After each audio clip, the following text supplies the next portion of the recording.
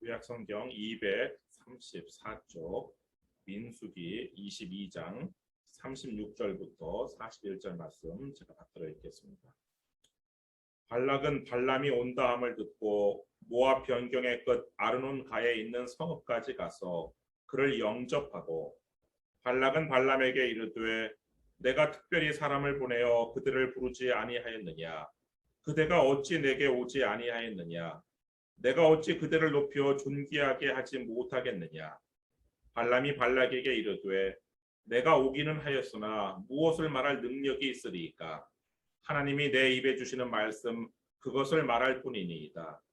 발람이 발락과 동행하여 기럇 후솥에 이르러서는 발락이 소와 양을 잡아 발람과 그와 함께한 고관들을 대접하였더라. 아침에 발락이 발람과 함께하고 그를 인도하여 바알의 산당에 오르매 발람이 거기서 이스라엘 백성의 진 끝까지 보니라. 우리 인생의 성공과 실패는 만남에 달려 있습니다. 누구를 만나느냐에 따라서 성공적인 인생을 살기도 하고 실패한 삶을 살기도 하는데요. 그래서 우리 어머니들이 어렸을 때 저희들한테 부탁했던 것이 좋은 친구를 사귀라는 것이었죠. 나쁜 친구를 사귀면 어떻게 되는지 잘 알기 때문에 그렇죠. 근데 사실 우리 부모님들도 인간인지라 좋은 친구하고 나쁜 친구를 정확하게 구별하지 못하실 때도 있었어요. 인사성이 밝고 활달해서 좋은 친구일 줄을 알았는데 이게 뭐 10길 물속은 알아도 한 길 사람 속은 모른다고 그 친구가 좋은 친구인 줄 알았던 그 친구가 우리 아들 나쁜 길로 인도할 줄은 모르는 거죠. 그런데 하나님께서는 누가 선인이고 누가 악인인지를 정확하게 아세요. 사람은 속여도 하나님은 속이지 못하기 때문에 그렇죠. 그래서 하나님께서 만나라고 하는 사람을 만나면 우리 인생이 흥하지만 하나님께서 만나지 말라고 하시는 사람을 굳이 만나면 우리 인생이 망하는 거예요. 하나님께서는 분명하게 지금 이 발람 선지자에게 모압 왕 발락을 절대로 만나지 말라고 말씀하셨어요. 그 이유는 발락 왕이 악한 사람이기 때문에 그래요. 지금 모압 왕 발락은요, 이스라엘과 사실 근본을 따져 올라가면 조상이 같아요. 그런데 이 이스라엘과 얼마든지 화친을 할 수 있는 기회가 있음에도 불구하고 지금 이 발락 왕은 이스라엘과 평화롭게 지내는 대신에 주술로서 이스라엘을 저주해서 망하게 하려는 계책을 지금 꾸미고 있고 그 악의 도구로 지금 발람 선지자를 써먹으려고 발람에게 그냥 온갖 좋은 말들을 퍼뜨린 거란 말이에요. 따라서 하나님께서 왜 발람을 막으셨냐면 발락을 만나면 발람의 인생이 흥해지는 것이 아니라 망해지기 때문에 막으신 거예요. 심지어 하나님께서 천사를 보내서까지 막으셨어요. 그런데 이 지금 발람은 발락이 약속한 그 은과 금에 벌써 눈이 돌아갔어요. 돌아가가지고 하나님의 말씀에 순종하는 대신에 하나님을 떠보죠. 그러니까 하나님을 시험하죠. 그래서 영적 소경이 됐어요. 그래서 하나님의 사자가 분명히 앞에 있어서 나귀도 보는 하나님의 사자를 이 발람 선지자는 못 봤어요. 하나님께서 이 발람의 눈을 밝히신 후에야 천사를 볼 수가 있었는데 31절 말씀 보세요. 민수기 22장 31절. 그때 여호와께서 발람의 눈을 밝히시매 여호와의 사자가 손에 칼을 빼들고 길에 선 것을 그가 보고 머리를 숙이고 엎드립니다. 지금 발람이 깜짝 놀랐어요. 천사가 등장한 것도 깜짝 놀랐지만 손에 칼을 빼들고 칼이 칼집에 있는 거하고요. 칼을 빼들고 있는 거하고 틀려요. 이건 이제 휘두르겠다는 뜻이죠. 지금 좀 전에 이 사실 발람이 나귀한테 무슨 말을 했어요? 발람이 좀 전에 나귀한테 내 손에 칼만 있었으면 너 당장 죽였을 것이다. 이렇게 얘기했는데 지금 자신의 눈앞에 천사가 딱 나타났는데 천사 손에 칼을 빼들고 있으니까 그냥 얼마나 놀랐겠어요. 그러니까 그냥 저절로 그냥 땅바닥에 엎드린 거죠. 그러다 천사가 이 발람을 꾸짖어요. 32절 말씀 보시면 여호와의 사자가 그에게 이르되 너는 어찌하여 내 나귀를 이같이 3번 때렸느냐? 보라 내 앞에서 내 길이 사악함으로 내가 너를 막으려고 나왔더니 나귀가 나를 보고 이같이 3번을 돌이켜 내 앞에서 피하였느니라. 나귀가 만일 돌이켜 나를 피하지 아니하였다면 내가 벌써 너를 죽이고 나귀는 살렸습니다. 발람은 지금 천사의 말을 통해서 내가 가는 이 길이 지금 사악한 길이구나. 내가 지금 만나서는 안 될 사람을 지금 만나려 하고 있구나. 이걸 알았어요. 그리고 지금 자신의 말을 듣지 않아서 자신이 3번 때렸던 이 나귀가 사실은 자신의 생명의 은인, 나귀니까 당나귀 여자를 써서 은녀가 되겠네. 사실은 생명의 은녀라는 것을 이제 깨달았어요. 그리고 발람은 이 하나님의 이 사자의 이 책망을 듣고서는 죄의 고백을 해요. 34절 말씀 보시면 발람이 여호와의 사자에게 말하되 내가 범죄하였나이다. 내가 범죄하였나이다. 제가 잘못했습니다. 이 말은 회개의 시작이에요. 그런데 진정한 회개의 끝은 행동의 변화가 추가돼야 되는 거예요.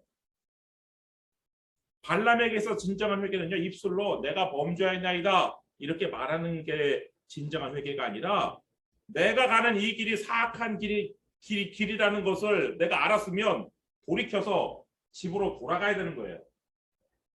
근데 발람에게는 그런 것이 없었어요.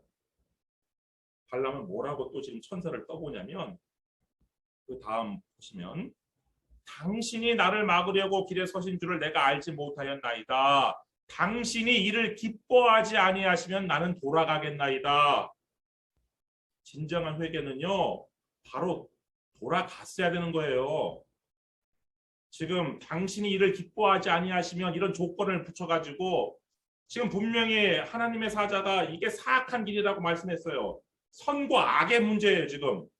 근데 이 선과 악의 문제를 마치 좋고 싫음, 호불호의 문제로 지금 이 발람은 천사에게 떠봐요. 당신이 이를 기뻐하지 아니하시면. 선과 악의 문제가 어떻게 호불호의 문제가 될 수 있어요? 선과 악의 문제는 선과 악이에요.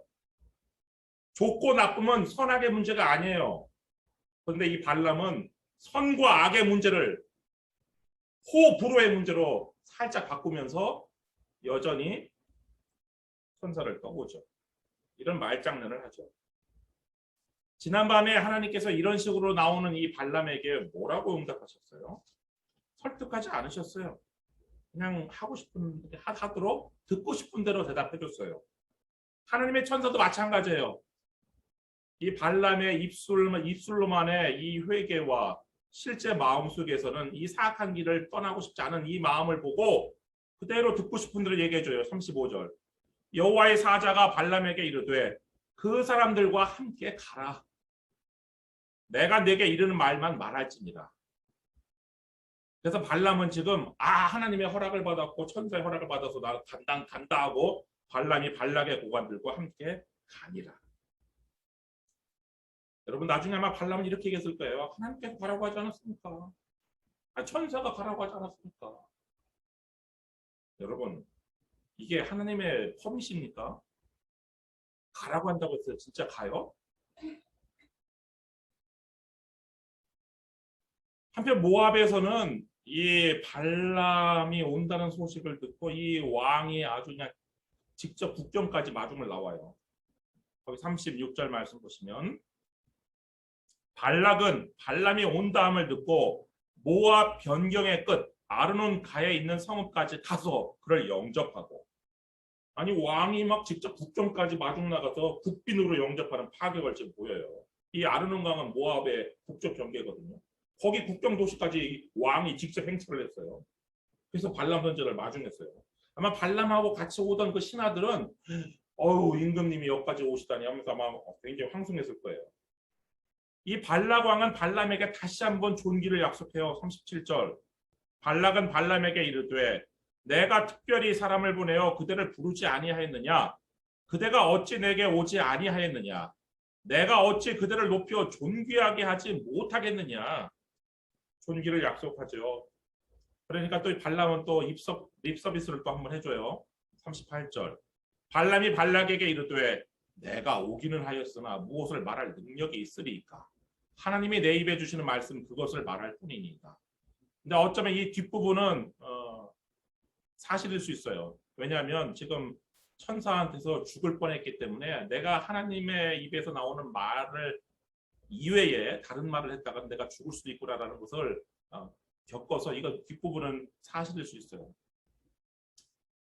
그런데 이 발락 왕은 이제 만찬을 열어요. 환영 만찬을 열어서 이 발람 선지자를 대접하는데 이 발람 선지자만 대접하는 것이 아니라 이 발람을 모셔온 그 신하들까지도 같이 초대를 해서 대접을 하는데 40절 말씀 보시면 발락이 소와 양을 잡아 발람과 그와 함께한 고관들을 대접하였더라. 왕이 신하들을 대접하는 경우는 이거는 뭐 굉장히 나름대로 또 파격이죠. 그래서 아마 이 발람은 이 발락 왕의 첫인상이 아주 굉장히 좋았을 거예요. 하나님께서는 발락 왕을 만나지 말라고 금하셨지만 왜냐하면 하나님은 발락이 악인이라는 걸 아셨기 때문에. 그런데 이 발람이 본 발락의 첫인상은요.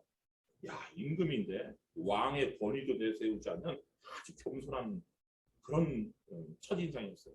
굉장히 좋았겠죠. 사람이 그래서 겉만 보고서는 그 사람의 속마음을 모르는 것이 이게 한계인데 그래서 우리가 하나님의 인도하심, 성령의 인도하심을 받아야 되는데 여하튼 이 발락에 대한 첫인상은 발람이 굉장히 좋았어요. 자, 다음 날이 되었어요. 이제 드디어 이제 일을 시작할 때가 됐죠. 이 발락 왕이 발람을 이끌어가요. 23장 1절 말씀 보시면 41절 말씀 보시면 아침에 발락이 발람과 함께하고 그를 인도하여 바알의 산당에 오르매 발람이 거기서 이스라엘 백성의 진 끝까지 보니라. 그러니까 이 발락 왕이 이스라엘 백성 진 끝을 다 볼 수 있는 아주 높은 곳에 거기에는 바알의 산당이 있어요. 바알의 신전이 있는데 거기에 올라서 딱 보여줬어요.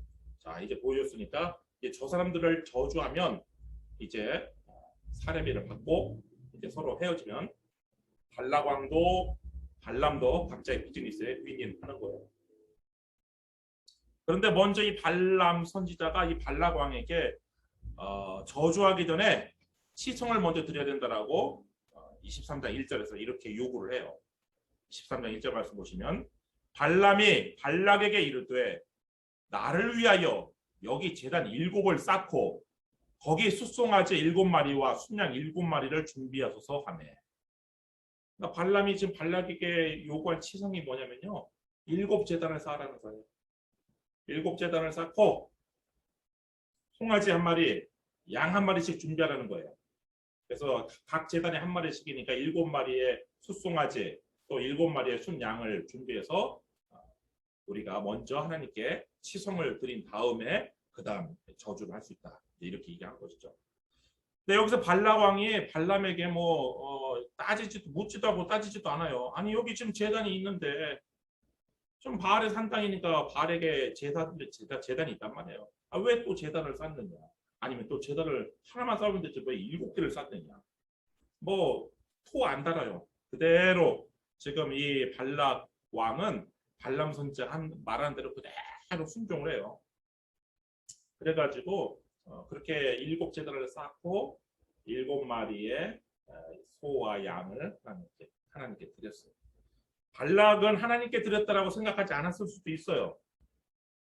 그런데 이 발람의 말을 듣고서는 나중에 하나님께 내가 여호와 하나님께 이걸 드렸구나라고 생각을 했는데 2절과 3절 말씀 보시면 2절 말씀 보시면 발락이 발람의 말대로 준비한 후에 발락과 발람이 제단에 숫송아지와 순양을 드리니라.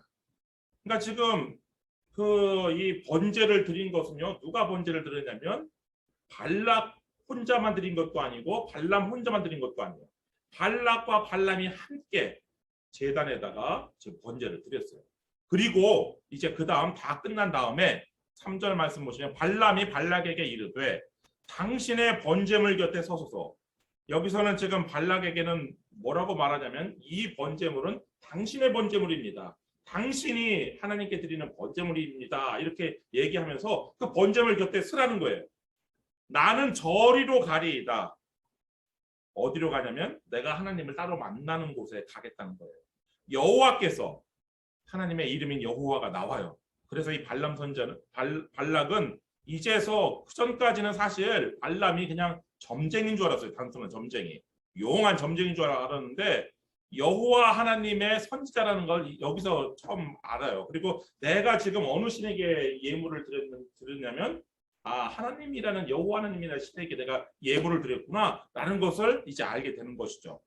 여호와께서 혹시 오셔서 나를 만나시리니 그가 내게 지시하시는 것은 다 당신에게 알리리이다 하고 언덕길로 가니. 그래서 언덕길로 가서 산 꼭대기에 올라갔겠죠. 거기서 하나님을 만나러 갔어요. 하나님께서 그 발람에게 이렇게 응답을 하세요. 4절 말씀 보시면 하나님이 발람에게 임하시는지라. 발람이 아뢰되 내가 7 제단을 쌓고 각 제단에 숫송아지와 순양을 드렸나이다. 하나님과 발람이 이렇게 만나는데 발람이 하나님한테 이런 말을 해요. 내가 7 제단을 쌓고 각 제단에 숫송아지와 순양을 드렸나이다. 사실 7 제단을 쌓은 것은 엄밀히 말하면 발람이 아니고 발락이었죠. 그리고 제물을 드린 것도 사실은 발락에게는 당신의 번제물이라고 했어요. 발락이 드린 건데 이 발람 선자는 그거를 자기가 했다라고 지금 하나님한테 얘기를 하죠. 하나님께서 발람의 입에 말씀을 주셨는데 어떤 말씀인지 구체적으로 안 나와요. 다만 응답을 해주셨어요. 5절 말씀 보시면 여호와께서 발람의 입에 말씀을 주시며 이르시되 발락에게 돌아가서 이렇게 말할지니라. 하나님께서요 하시는 일 중에 하나가 뭐냐면 선지자의 입에 말씀을 주시는 거예요. 그러면 그 선지자는 그 말씀을 전하는 거예요. 그 대상에게. 그것을 우리가 예언이라고 그러죠. 나중에 7절 말씀 보시면 발람이 예언을 전하여 말하되 이렇게 쭉 나와요. 우리가 흔히 예언하면은 뭐 미래에 일어날 일을 이렇게 미리 예측하는 것, 그거를 우리가 흔히 예언이라고 생각하는데 성경에서 예언은 좀 달라요. 뜻이, 의미가 좀 달라요. 성경에서 예언은 뭐냐면 하나님께서 말씀을 주신 것을, 입에 말씀을 주신 것을 전하는 게, 이게 바로 예언이에요. 그래서 예언자들 뭐 이사야, 예레미야, 성경에 나오는 그 수많은 예언자들은 다 어떤 분들이냐, 뭐 미래 일어날 일을 뭐 예측하는 것도 조금 있어요. 그러나 대부분의 그 예언자들의 예언서에 나오는 모든 말씀들은 하나님께서 그 예언자 입에 주신 말씀을 백성들에게 전하는 것, 이게 바로 예언이죠. 그래서 오늘날 예언과 가장 흡사한 기능을 하는 것이 바로 주일 설교예요. 설교자가 하나님께 주신 말씀을 가감없이 그대로 전할 때 이 설교는 선포된 말씀으로 예언의 말씀이 되는 것이고, 이 예언의 말씀을 듣고 지키는 자에게 복이 있는 것이죠. 발람이 그래서 하나님으로부터 어쨌든 말씀을 받고 발락에게 돌아왔어요. 발락에게 돌아왔더니 예상치 못한 일이, 예상치 못한 광경을 보게 되는데 6절 말씀 보시면 그가 발락에게로 돌아간즉, 발람이 발락에게로 돌아간즉 발락과 모압의 모든 고관이 번제물 곁에 함께 섰더라. 아까 분명히 하나님 만나러 가기 전에 발락 왕만 서 있으라고 그랬어요. 근데 발락 왕이 모압의 모든 신하들을 다 부른 거예요. 지금 다 서 있는 거예요. 이거는 뭐예요? 지금 발락 왕이 지금 발람 선자에게 무언의 압력을 주는 거예요. 당신의 말 한마디가 우리 국가의 명운이 걸려있는 일입니다. 이런 상황에서 이 발람 선자가 이 발락 왕이 원하는 저주 대신에 다른 말 하는 것은 굉장히 쉽지 않을 거예요. 그런데 발람도 목숨이 달려있는 일이에요. 지금 하나님의 천사가 10% 칼을 빼들고 서 있어서 죽을 뻔했던 걸 경험했기 때문에 발람도 딴소리 못하는 거예요.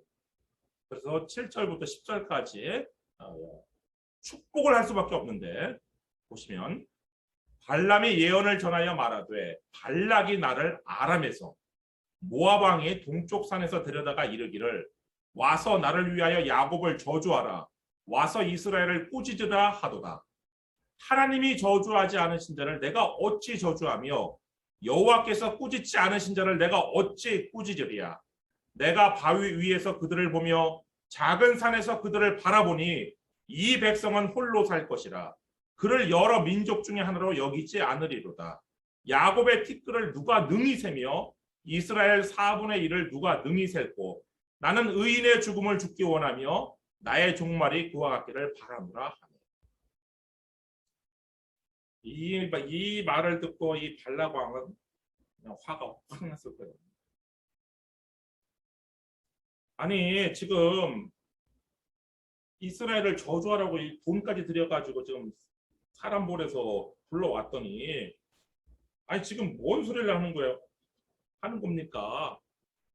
지금 뭐 하시는 겁니까? 저주하라고 했더니 지금 축복하시는 겁니까? 하면서 지금 이 발람에게 이제 화를 내죠. 11절 말씀 보시면 발락이 발람에게 이르되 그대가 어찌 내게 이같이 행하느냐? 나의 원수를 저주하라고 그대를 데려왔거늘 그대가 오히려 축복하였도다. 지금 신하들 앞에서 아주 망신을 당한 거예요. 이 왕이 신하들을 소집할 때 어떻게 소집했겠어요? 발람 선지자가 이제 이스라엘을 저주하면 우리가 이스라엘을 망하게 할 수 있다. 이런 식으로 얘기했을 건데 지금 저주는 그냥 축복을 했으니까 아주 신하들 앞에서 개망신 당한 거죠. 왕의 체면에.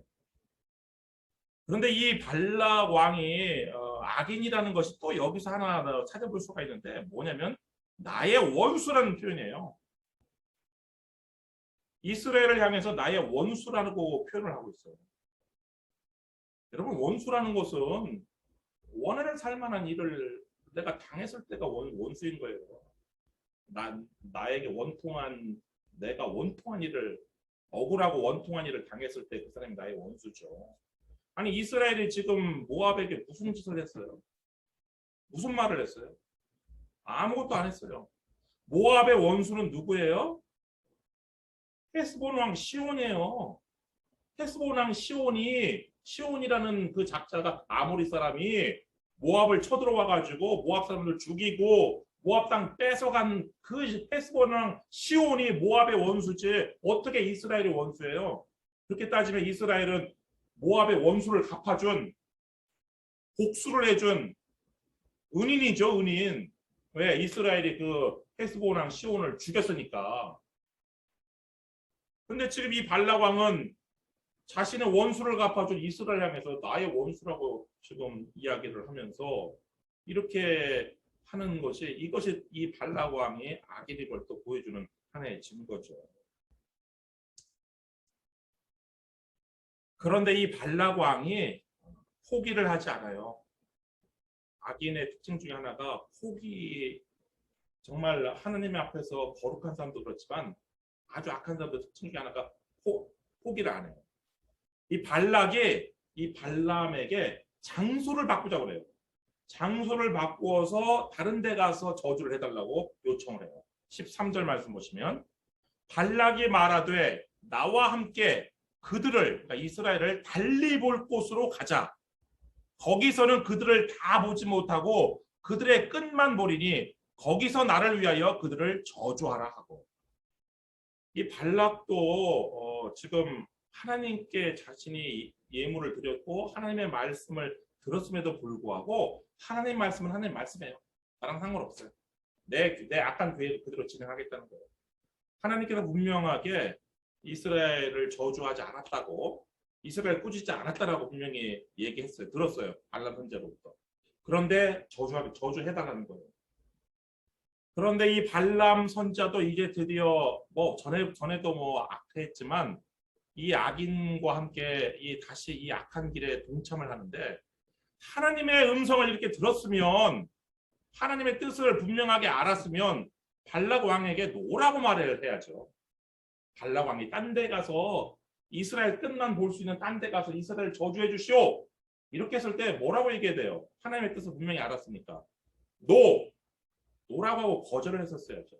그리고 이 발락 왕에게 하나님의 말씀을 가르쳤어야죠. 다시. 그런데 참 웃긴 게 발람 선지자는 쫄랑쫄랑 따라가요. 14절 말씀 보시면 소빔들로 인도하여 비스가 꼭대기에 이르러 일곱 제단을 쌓고 각 제단에 숫송아지와 순양을 드리니 발람이 발락에게 이르되 내가 저기서 여호와를 만나뵐 동안에 여기 당신의 번제물 곁에 서소서 하니라. 형식만 보면은 그냥 하나님을 경외하는 것 같아요. 제단 일곱 제단 쌓고 번제물 드리고 하나님 음성 듣고 가고.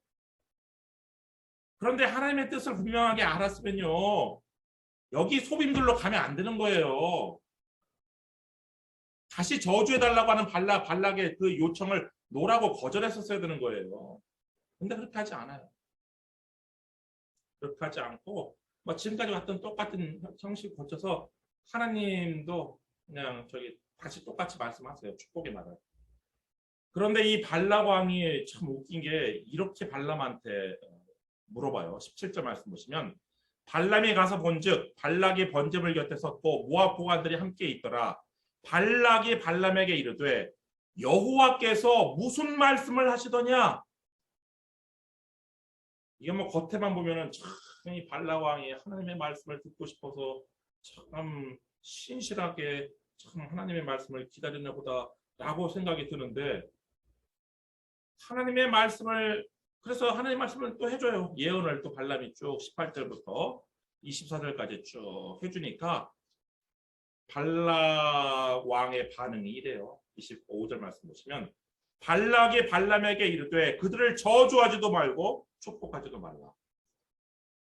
이게 뭐예요? 한마디로 영어로 그냥 shut up해요. 닥쳐! 아무 말도 하지 마. 지금 이거예요. 아니, 하나님의 말씀을 듣겠다는 사람이 여호와께서 무슨 말씀을 하시더냐 했으면 하나님의 말씀을 듣고 그 말씀에 순종을 해야 되는데 shut up이라는 거예요. 하지 말라는 거예요.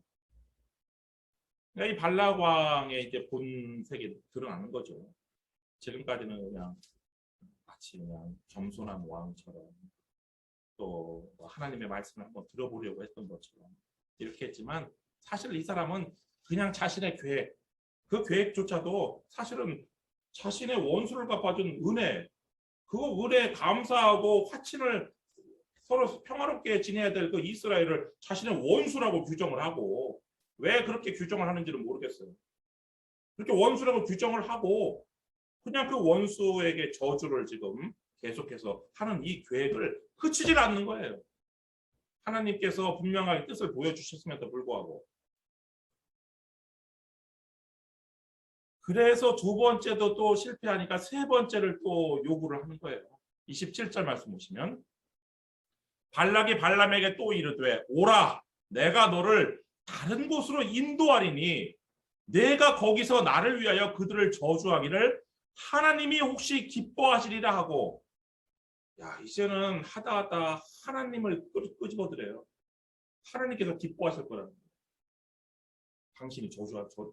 아니, 지금 두 차례나 하나님의 말씀을 들었잖아요. 하나님의 뜻을 분명히 알았잖아요. 근데 이제 하나님을 끌어들여서, 근데 또 이 발락의 말에 또 발람은 노라고 하는 대신에 또 쫄랑쫄랑 또 따라가요. 28절 말씀 보시면 발락이 발람을 인도하여 광야가 내려다 보이는 부올산 꼭대기에 이르니, 똑같아요. 순서는 발람이 발락에게 이르되 나를 위하여 여기 일곱 제단을 쌓고 거기 숫송아지 7마리와 순양 7마리를 준비하소서. 발락이 발람의 말들을 행하여 각 제단에 숫송아지와 순양을 드립니다. 발람 선지자가 왜 이렇게 하나님의 뜻을 분명히 알았음에도 불구하고 노라고 안 하고 이렇게 따라갔을까요? 발람 선지자도 악인이라는 거예요. 이것이. 발람 선지자도 마음속 깊은 곳에는 아이고, 이스라엘에게 저주 한마디 해주고 내가 발락 왕으로부터 은금을 받아야 될 텐데, 그게 있는 거예요. 그 은금 받으려고 지금 혹시라도 뭐 또 달라질까 하고 지금 이렇게 세 번째까지 가는 거예요. 나머지 세 번째 그 24장 이후는 다음 시간에 말씀드리고요. 여러분, 악인과의 만남은요, 불행한 만남이죠. 나도 결국에는 그 악에 물들어서 악인이 되고 악의 도구가 돼요.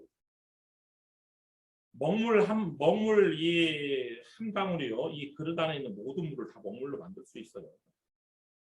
여러분들이 악인과의 단 한 번의 만남, 그 만남이 여러분의 인생을 파국으로 몰아넣을 수도 있어요. 여러분들이 혹시 하나님께서 금하신 만남을 가지고 계시다면 여러분의 인생을 위해서 멈추셔야 됩니다.